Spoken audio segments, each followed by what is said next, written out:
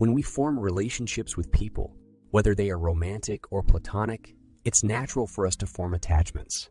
However, sometimes these relationships can become toxic or simply no longer serve us. In these situations, it's important to let go of the person and move on. But cutting off all ties with them isn't always the best solution. Letting go of someone can be one of the most challenging experiences we can go through in life. Whether it's the end of a romantic relationship or a friendship, it's never easy to say goodbye to someone who has been a significant part of our lives. In many cases, we may find ourselves wondering how to let go of someone without completely cutting off ties with them. The Three Nos technique is a powerful tool that can help us navigate the process of letting go of someone in a healthy and compassionate way. The key to this technique is setting clear boundaries and communicating them to the other person involved. By doing so, we can avoid misunderstandings, hurt feelings, and the temptation to fall back into old patterns. The first no is about saying no to future expectations. This means that we let go of any hopes or expectations we may have for the relationship to continue or be rekindled.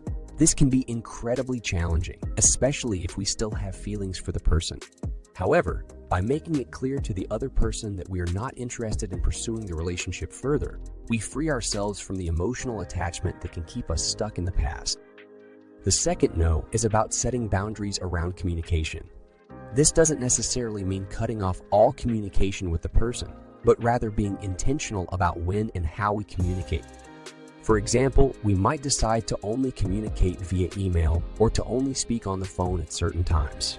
By setting clear boundaries around communication, we can avoid the temptation to check in on the person constantly or engage in emotional conversations that can leave us feeling drained. The third no is about saying no to rekindling the relationship.